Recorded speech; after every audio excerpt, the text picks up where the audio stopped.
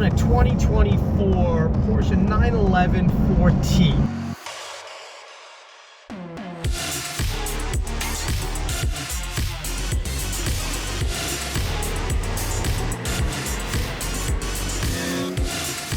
A really good client of ours who had a black M2 competition, you know who you are, that I absolutely adored, had the audacity of wanting to try something else.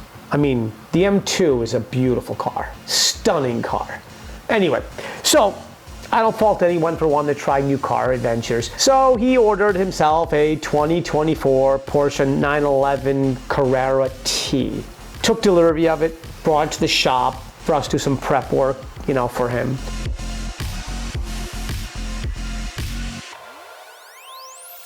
The client said, Mo, put some miles on my car, drive it. Guess what? It's got 980 miles at this point. Fresh. The things I do for my friends and clients, you know, like I give of myself by forcing myself to drive this brand new 911. Anyway, so I took it for a test drive, and it really is quite brilliant, you know? The way the car turns, the way it brakes, you know, it's got some rev matching BS in it, which I'm not a big fan of. But that gearbox, and you can just keep your foot flat on the floor and do your upshifts. It was a really reasonable car. So for those of you who don't know, the 2024 Carrera T is a straight six with unnatural induction, or forced induction as people call it. The car makes 380, 390 horsepower and about 300-ish foot-pounds of torque. It's a reasonable car.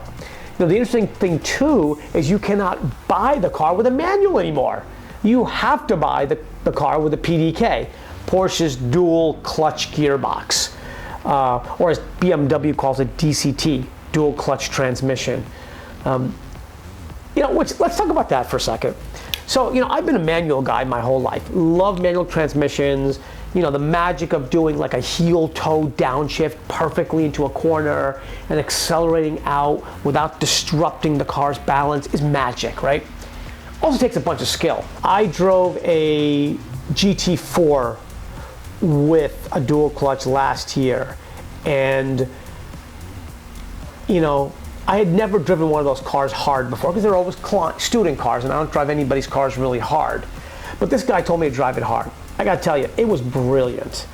And in fact, we just converted our F80 M3 from a manual transmission to a dual clutch, and I gotta tell you, it is brilliant. So anyway, long story short, I have now become a fan of dual clutch gearboxes. They are so easy to drive, like stunningly easy to drive. So a longer story short is that, you know, his 911T came with a dual clutch gearbox, which is pretty brilliant, very easy to drive. You know, the car is very comfortable. You know, it is, interestingly enough, I feel like they took some of the rawness out of 911 with the latest iteration. It's comfortable to drive. It's nice to drive. It's fast. It handles well. But, and not because I'm a Bimmer head, but honestly, I like the way the M2 felt more than the 911. Yes, I know there'll be the internet trolls yelling and screaming, oh, but that's a 911, I love 911s. Yes, 911s are cool. I like all cars. Anyone who knows me personally knows I'm a fan of all cars. Some I like more than others. I happen to feel at home and really like the way the M2 feels, especially with a few very tasteful mods. They're brilliant cars. The 911 just felt a little bit more insulated, if I can say that. Like the steering, which by the way, Porsche has the best electric steering on the market, bar none. I mean, you know, our F80 has electric steering too, and you know, the car goes where you want to go, and it feels reasonable, but there is a certain level of isolation, numbness, whatever you want to call it, that the F80 does that one of my E36s doesn't, for example. Yeah, that's my life. Sorry about that, Maya. The 911 is pretty good when it comes to steering. Like, it goes where you want it to go. I'm not gonna quote a bunch of specs because people talk about specs. It's still a 911 though, right? So it still has the majority of the weight on the rear of the car, which is hobbled from birth. Anybody who knows cars and understands balance and truly sublime handling knows, for example, the Cayman is a far superior car than 911.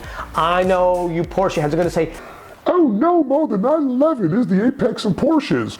you're an idiot, okay? The 911, while being a brilliant car, is where Porsche makes a lot of their money because it's their, you know, their top of the line expensive car and all the variants they make of it. But really, the Cayman, the mid-engine Cayman that has most of its weight in the center of the vehicle, that's where it's at. Again, really nice handling. It's an interesting car.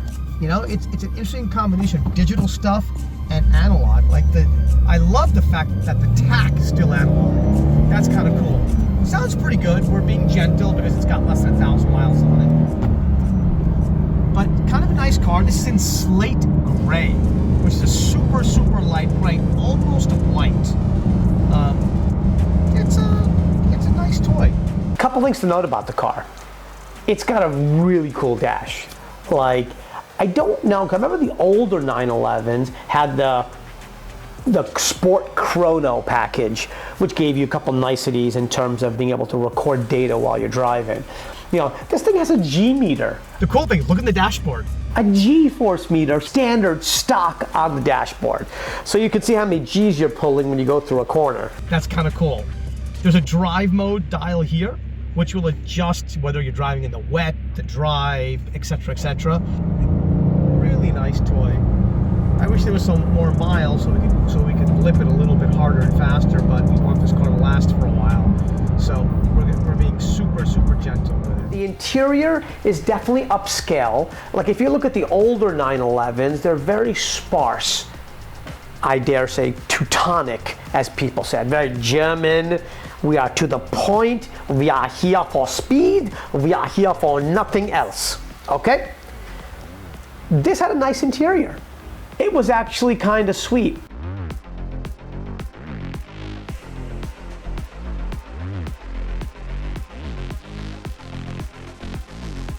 There are modes on the car in terms of throttle response, engine response, suspension, that sort of thing. This car is equipped with rear wheel steering.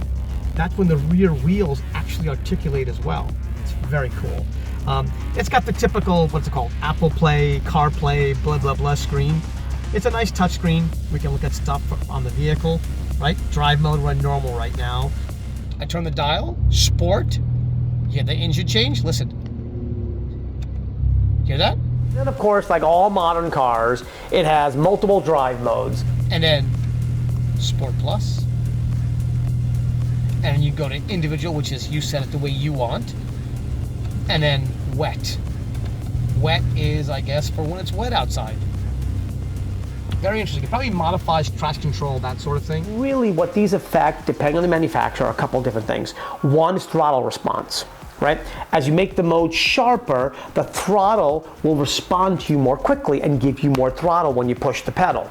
Kind of nice. Since it has electric steering, there's an algorithm that is running your steering now. So as you sharpen the car to sport mode, it makes the steering response quicker. Interesting. The sport does make a difference.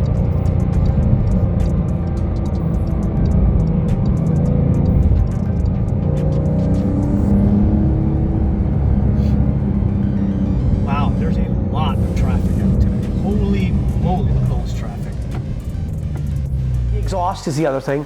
It will actually make the exhaust, it'll open some valves in the exhaust to make the exhaust sound racier. And then, depending on the car, it will also change shift modes on the transmission. They're all a bit different. Sometimes they even affect how the ABS and the traction control work, right?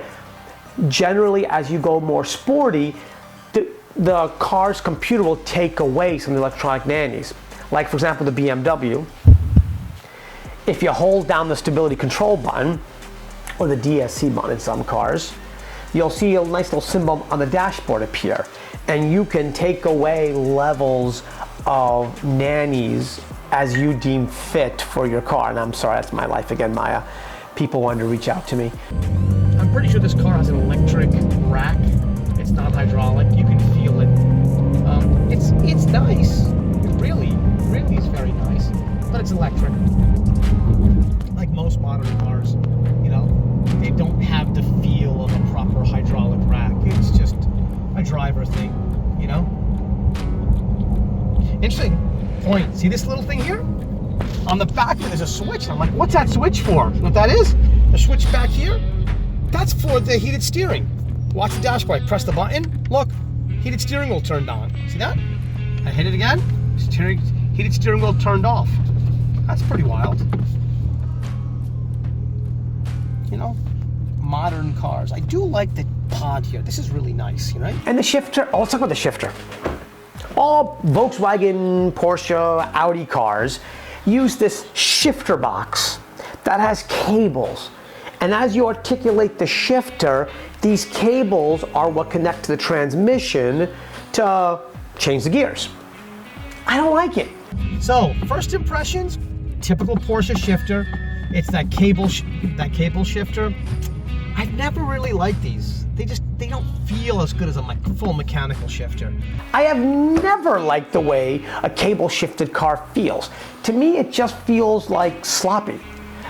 Yes, again, I know the trolls are gonna say, but Mel, we love Porsche shifters. Great for you. I don't like them, okay? I like a mechanical shift linkage, all right? When I move that shifter, I wanna feel the armature articulating the transmission. It's not cable driven, it should not be cable driven. Whatever, Porsche. What else? What else, Maya? Oh, the brakes felt great. In typical Porsche fashion, what I always have respected about Porsches is their brakes. Stock for stock, Porsches have the best brakes in the business. Yes, am I a BMW guy? Yes, I am. But I will tell you, stock for stock, an M3 stock brakes versus a Porsche 911 or Cayman stock brakes, there's no comparison. The Porsche has better brakes, okay? Again, you can upgrade the BMW, but the Porsche comes from the factory with brakes. What was that sound, Mike? That was kind of weird, right? Long story short, my overall evaluation of the car was very cool car. I think he's going to really enjoy the car. You know, it ticks all the right boxes, you know? It's just not my cup of tea. You know, anyone who knows me knows there are really two P cars that call my name. One of them is a 996 GT3, okay? Super raw, only has ABS. Love it, okay? It will bite your head off if you abuse that car and don't know how to drive. Second, the Cayman. I love the Cayman. We'll be doing a video on it maybe later, but another client just bought a brand new 2024 GTS that he brought up for some setup work. Just the way the bounce is on a Cayman, it does it for me. 911 Carrera T, for the most part, yes, positive reviews by Mo. I liked it. Do I love the car? I don't know.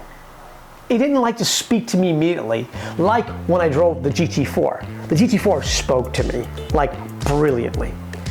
Anyway, I hope you guys enjoyed my non-technical, These are the specs I found on Porsche's website. I mean, I have the specs, I can read them to you, but inevitably, somebody out there is gonna say, Oh, Mo, no.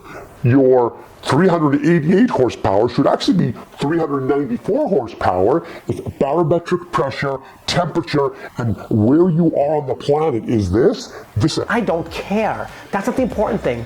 Remember, people, the important thing on any car is the experience that you get out of the car, right?